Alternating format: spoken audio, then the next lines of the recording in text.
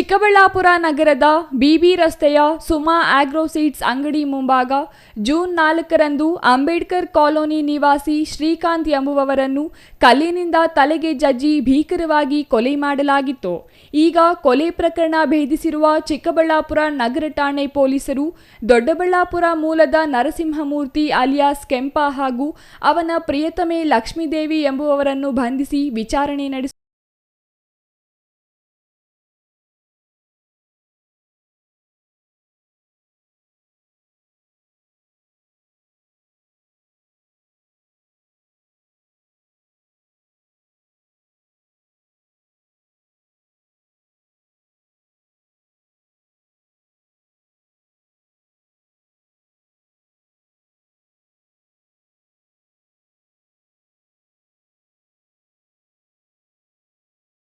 ಶ್ರೀಕಾಂತ್ ಕೊಲೆ ನಡೆದ ಸ್ಥಳದಲ್ಲಿ ಸಿಸಿ ಕ್ಯಾಮೆರಾಗಳಿದ್ದು ಓರ್ವ ಮಹಿಳೆ ಹಾಗೂ ಪುರುಷ ಬಂದು ಹೋಗಿರುವ ದೃಶ್ಯ ಸಿಸಿ ಕ್ಯಾಮೆರಾದಲ್ಲಿ ಸೆರೆಯಾಗಿತ್ತು.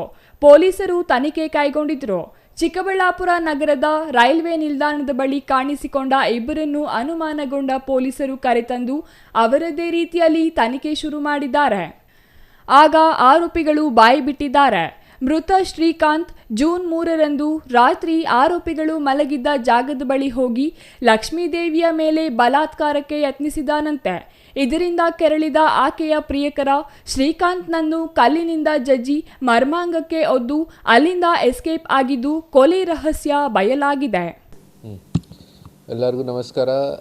ನಮ್ಮ ಚಿಕ್ಕಬಳ್ಳಾಪುರ ಟೌನ್ ಪೊಲೀಸ್ ಸ್ಟೇಷನ್ ಲಿಮಿಟ್ಸಲ್ಲಿ ನಿನ್ನೆ BB ರೋಡಲ್ಲಿ ನಮಗೆ ಅರ್ಲಿ ಮಾರ್ನಿಂಗ್ ಒಂದು ಬಾಡಿ ಸಿಕ್ಕಿದೆ. ಆ ಬಾಡಿ ನಾವು ಐಡೆಂಟಿಫೈ ಮಾಡಿದ್ದೀವಿ. ಒಬ್ಬರು Srikanth around 30 years age, welding ಕೆಲಸ ಮಾಡ್ತಾರೆ, ಅಂಬೇಡ್ಕರ್ ಕಾಲೋನಿ ವಾಸ ಅವ್ರದ್ದು. ಇಬ್ಬರು ಮಕ್ಕಳು ಇದ್ದಾರೆ, ಮದುವೆ ಕೂಡ ಆಗಿದೆ. ರಾತ್ರಿ ಹೆಂಡತಿ ಜೊತೆ ಏನಾದರೂ ಗಲಾಟ ಆದಮೇಲೆ ಇವರು ಮನೆ ಬಿಟ್ಟು ಆಚೆ ಬಂದಿದ್ದಾರೆ. ಆಮೇಲೆ ಬೆಳಗ್ಗೆ ಇವರದು ಬಾಡಿ ಸಿಕ್ಕಿದೆ. ನಮ್ಮ ಇನ್ವೆಸ್ಟಿಗೇಷನ್ ಪ್ರಕಾರ ರಾತ್ರಿ ಇವರದು ಏನಾದರೂ ಗಲಾಟ ಆಗಿ ಮರ್ಡರ್ ಆಗಿದೆ. BB ರೋಡಲ್ಲಿ ಒಂದು ಅಂಗಡಿದು ಬೇಸ್ಮೆಂಟ್ ಹತ್ರ ಇವರದು ಬಾಡಿ ಸಿಕ್ಕಿದೆ.